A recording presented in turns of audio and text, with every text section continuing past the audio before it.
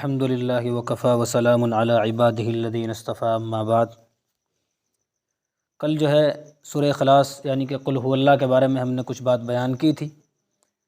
بتایا تھا کہ اللہ کے نبی صلی اللہ علیہ وسلم کی حدیث ہے، اللہ کے نبی نے سورہ اخلاص کو 1/3 قرآن کے برابر بتلایا کہ اس کا ثواب 1/3 قرآن کے برابر ہے۔ یعنی کہ 1/3 قرآن کا کیا مطلب کہ قرآن کے 10 پاروں کے برابر ہے۔ جیسے قرآن کے انسان نے 10 پارے پڑھ لیے ہوں، ایسا اس کا ثواب ہے۔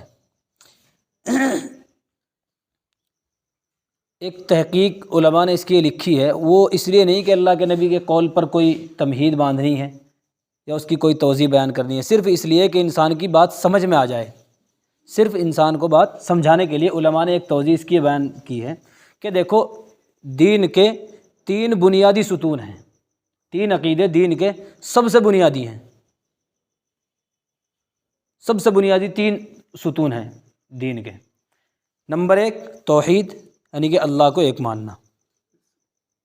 نمبر 2 رسالت یعنی کہ نبی کی اور رسول کی رسالت کا اقرار کرنا، نبی کو ماننا۔ اور نمبر 3 بعث بعد الموت یعنی کہ مرنے کے بعد دوبارہ زندہ ہونا۔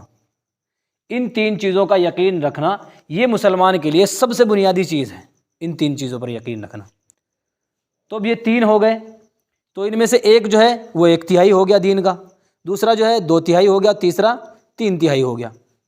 تو تینوں کو ملا کر کے ان کو دین بنتا ہے اور اسلام بنتا ہے۔ تو اس میں سے ایک عقیدہ توحید یعنی اللہ کو ایک ماننا، وہ عقیدہ اس صورت کے اندر بیان کیا گیا ہے۔ تو پورے دین میں سے 1/3 حصہ جو ہے وہ اس صورت کے اندر بیان کیا گیا ہے، اس وجہ سے اس کو قرآن کے 10 پاروں کے برابر بتایا گیا ہے۔ یہ ایک اس کی توضیح علماء فرماتے ہیں، اور وہ یہ صرف اس لیے ہے کہ تاکہ انسان کو بات سمجھ میں آ جائے، شرح صدر ہو جائے۔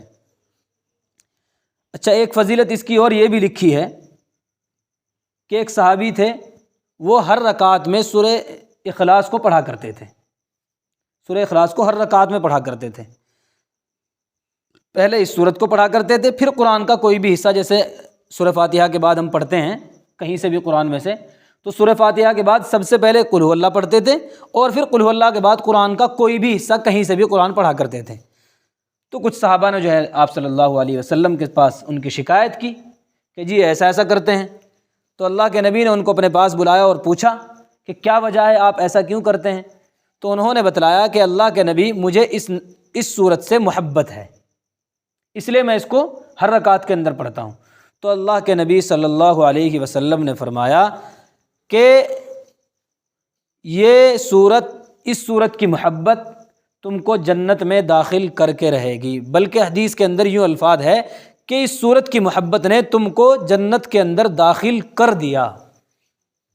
تو یہ بھی ایک اس کی صورت کی فضیلت ہے۔ نام رکھا گیا اس کا اخلاص۔ یوں تو امام رازی رحمۃ اللہ علیہ نے اس کے 20 نام گنوائے ہیں، بہت سارے نام اس کے گنوائے ہیں، لیکن ایک مشہور نام ان میں سے سورہ اخلاص ہے۔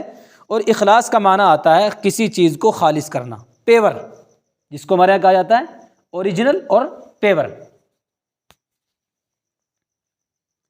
جس کے اندر کسی چیز کی ملاوٹ نہ کی گئی ہو۔ اسی لیے ہم کہتے ہیں نا کہ بھائی کوئی بھی کام کیا جائے اخلاص کے ساتھ کیا جائے، کوئی عمل کیا جائے اخلاص کے ساتھ کیا جائے۔ کیا مطلب ہے اس کا؟ کہ صرف اور صرف اللہ کے لیے خالص کر کے کیا جائے اس کو، اس کے اندر کسی اور چیز کی بو نہ آ رہی ہو کہ ہم لوگوں کو دکھانے کے لیے کر رہے ہیں یا کسی اور کو خوش کرنے کے لیے کر رہے ہیں، صرف اللہ کی رضا جوئی کے لیے، صرف اللہ کے لیے عمل کیا جائے، اسی کو کہتے ہیں اخلاص۔ تو اس کا نام اخلاص رکھا گیا، خالص کرنا۔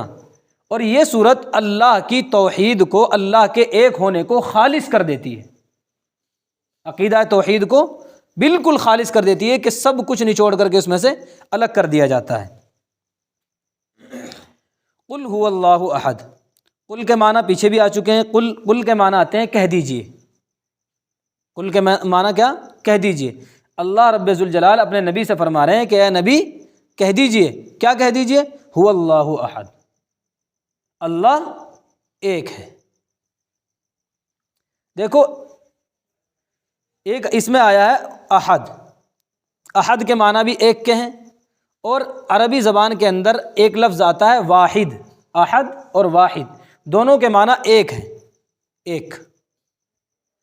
لیکن ان میں تھوڑا سا فرق ہے۔ فرق یہ ہے کہ واحد جو ہے اس کے معنی جو ایک کے ہیں وہ ایک آتا ہے 2 3 4 5 کے مقابلے میں، یعنی کہ اللہ ایک ہے، 2 3 4 5 نہیں ہے۔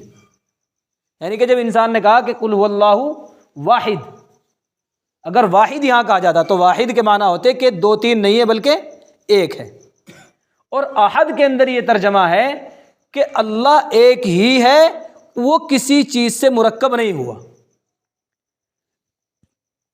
اصل میں یہ صورت نازل اس وقت ہوئی کہ جب اللہ کے نبی صلی اللہ علیہ وسلم نے نبوت کا اعلان کیا اور لوگوں کو کہا کہ بھائی ایک اللہ کی عبادت کرو، سارے بتوں کو چھوڑ کر کے ایک اللہ کی عبادت کرو۔ اب چونکہ اس وقت مکہ کے اندر جو بت بنا رکھے تھے انہوں نے، کوئی پتھر کا تھا، کوئی سونے کا تھا، کوئی چاندی کا تھا، کوئی لکڑی کا تھا، اسٹیل کا تھا، پلاسٹک کے تھے، مطلب بت جیسے ہمارے یہاں پتھروں کے دیکھے ہوں گے آپ نے مندروں وغیرہ میں رکھے رہتے ہیں، تو وہ اس طرح کے بت انہوں نے بھی بنا رکھے تھے۔ اس سے 2 سورت پہلے جو سورت ہے قل یا ایھا الکافرون، اس کے اندر یہی مضمون آیا ہے کہ اللہ کے نبی نے فرمایا قل یا ایھا الکافرون لا اعبد ما تعبدون، کہ میں ان بتوں کی عبادت نہیں کرتا جن کی تم عبادت کرتے ہو۔ تو پھر انہوں نے یہ سوال کیا آپ صلی اللہ علیہ وسلم سے کہ تم جس اللہ کی عبادت کرتے ہو اور جس کی عبادت کی طرف ہمیں بلاتے ہو، تو وہ اللہ ہے کیسا، کس چیز سے بنا ہوا ہے وہ؟ ان کے دل میں تو یہ خیال تھا کہ بھائی اللہ جو ہوتا ہے، جو جس کی عبادت کی جاتی ہے، وہ ایسا ہی ہوتا ہوگا، پلاسٹک کا، پتھر کا، یا پھر لکڑی کا، یا پھر سونے چاندی کا، لوہے کا۔ تو انہوں نے بھی یہی پوچھا کہ وہ کس چیز کا بنا ہوا ہے تمہارا اللہ؟ کہ ہمارا تو یہ ہے جو بت ہیں، تمہارا اللہ کس چیز کا بنا ہوا ہے؟ تمہارا اللہ کس چیز کا بنا ہوا ہے، کن چیزوں سے مل کر بنا ہے؟ تو اس کے جواب میں جو ہے یہ صورت نازل ہوئی تھی۔ پھر تو اس کے اندر کہا گیا کہ قل هو اللہ احد، کہ اللہ یکتا ہے، اکیلا ہے، ایک ہے، یعنی کہ وہ کسی چیز سے مل کر نہیں بنا، وہ کسی چیز اپنے وجود میں آنے میں کسی چیز کا محتاج نہیں ہے۔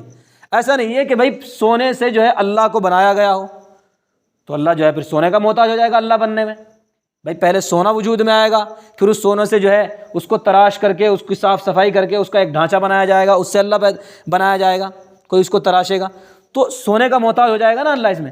تو اس میں یہ کہا گیا کہ اللہ ایک ہے، وہ کسی کا کسی چیز میں محتاج نہیں ہے۔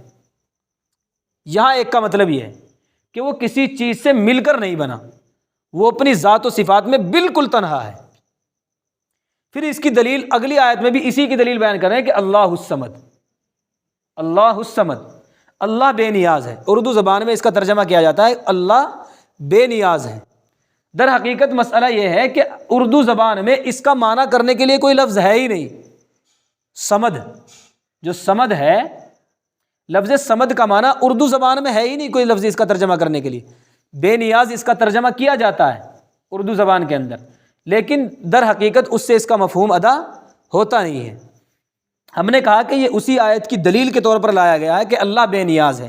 بے نیاز کہتے ہیں اس ذات کو کہ جو ہر آدمی کی، ہر شخص کی خواہش کو پورا کرے، کسی کو کوئی بھی ضرورت ہو وہ اس سے اپنی ضرورت پوری کرا لے، اور خود اس کو کسی سے اپنی ضرورت پوری کرانے کی ضرورت نہ پڑے، یعنی کہ وہ اپنی ضرورت پوری کرنے میں کسی کا محتاج نہ ہو، اور ہر آدمی اپنی ضرورت پوری کرنے میں اس کا محتاج ہو۔ ایسی ذات کو کہتے ہیں صمد، وہ بے نیاز ہے۔ تو اللہ کسی کا محتاج ہے بھائی اپنی ضرورتوں کو پورا کرنے میں؟ ہم سب اللہ کے محتاج ہیں، ہمیں سب کو اللہ کی ضرورت ہے، لیکن اللہ کو ہم میں سے کسی کی ضرورت نہیں ہے۔ اللہ ہمارا محتاج نہیں ہے، وہ کسی چیز کا محتاج نہیں ہے۔ پھر ایک عقیدہ یہ بھی تھا اس وقت میں نصرانیوں کے اندر کہ حضرت عیسیٰ علیہ السلام کو وہ اللہ کا بیٹا مانتے تھے، اور اللہ کو حضرت عیسیٰ علیہ السلام کا باپ مانتے تھے۔ تو انہوں نے یہ بھی سوال کیا اللہ کے نبی سے کہ بتاؤ جس اللہ کی تم عبادت کرتے ہو، جس کو تم پوجتے ہو، وہ اس اللہ کا بیٹا کون ہے، اس اللہ کا باپ کون ہے، اس کا نسب بیان کرو، اس کے باپ دادا کا نام بتاؤ۔ تو یہ بھی سوال کیا انہوں نے۔ اس وقت جو قریش مکہ تھے، کفار تھے اس وقت کے، انہوں نے یہ بھی سوال کیا کہ بتاؤ تمہارے اللہ کا نام و نسب کیا ہے۔ تو اسی کے جواب میں یہ آیت نازل ہوئی اگلے والی، لم یلد ولم یولد، کہ نہ اس نے کسی کو جنا اور نہ وہ کسی سے جنا گیا، نہ اس نے کسی کو جنا، یعنی کہ اس کی کوئی اولاد نہیں ہے، اس کی کوئی اولاد نہیں ہے۔ جنتا بھائی باپ اپنے بیٹے کو جنتا ہے نا، ماں اپنے بیٹے کو جنتی ہے، باپ اس کا جو ہے، باپ اور ماں کا محتاج ہوتا ہے بچہ دنیا میں آنے کے لیے، کس کا محتاج ہوتا ہے؟ باپ اور ماں کا۔ اور اس سے پہلی آیت میں یہ بات بیان کی گئی ہے کہ اللہ تعالیٰ کسی کا محتاج نہیں ہے۔ تو اگر اللہ کو کسی کا باپ یا کسی کا بیٹا بنا دیا جائے تو یعنی کہ وہ اپنے باپ کا محتاج ہو جائے گا۔ اگر اللہ کو کسی کا بیٹا بتا دیا جائے تو پھر اللہ جو ہے اپنے باپ کا محتاج ہو جائے گا نا دنیا میں آنے کے لیے، پیدا ہونے کے لیے۔ تو اس لیے کہا کہ وہ کسی کے اس کو کسی نے جنا بھی نہیں ہے، لم یلد، اس نے کسی کو جنا نہیں، یعنی کہ اس کا کوئی بیٹا نہیں ہے، ولم یولد، اور نہ وہ کسی سے جنا گیا ہے، نہ وہ کسی سے پیدا ہوا ہے، نہ اس سے کوئی پیدا ہوا ہے اور نہ وہ کسی سے پیدا ہوا ہے۔ اور یہ بھی بات ہے کہ دیکھو اگر اللہ کو باپ مان لیا جائے اور حضرت عیسیٰ کو ان کا بیٹا مان لیا جائے تو خیر باپ تو بیٹے کا محتاج نہیں ہوتا، تو اب یہ بات تو ٹھیک ہو سکتی ہے کہ ہاں اللہ کا کوئی بیٹا بھی ہو بھائی، کیونکہ باپ تو نہیں محتاج ہوتا بیٹے کا۔ لیکن ہاں باپ بھی بیٹے کا محتاج ہوتا ہے۔ وہ کیسے؟ کہ جب باپ کے جو لڑکے ہوتے ہیں تو باپ پھر جب لڑکے اس کے جوان ہونے لگتے ہیں تو پھر باپ جو ہے یہ فخر محسوس کرتا ہے اپنے بیٹوں کی وجہ سے، سر اٹھا کر چلتا ہے کہ اب کوئی مجھے دنیا میں ٹچ کرنے والا نہیں ہے۔ تو یعنی کہ وہ ان کے بلبوتے پر جینا شروع کر دیتا ہے جب لڑکے اس کے جوان ہو جاتے ہیں۔ تو یہاں بھی ایک نہ ایک محتاجی کی جو ہے صفت پائی جا رہی ہے۔ اور دوسری بات یہ ہے کہ دیکھو بیٹا جو ہوتا ہے وہ اپنے باپ کا وارث ہوتا ہے، بیٹا اپنے باپ کا وارث ہوتا ہے۔ اگر اللہ کا کوئی بیٹا مان لیا جائے تو اب اس کے لیے الوہیت بھی ماننی پڑے گی، چونکہ جب اللہ کا بیٹا ہوگا تو وہ بھی اللہ ہی ہوگا، اللہ کا بیٹا ہوگا تو وہ بھی اللہ ہی ہوگا۔ حالانکہ اس سے پہلے قل هو اللہ احد میں یہ بات بھی بیان کر دی گئی ہے کہ اللہ اکیلا ہے،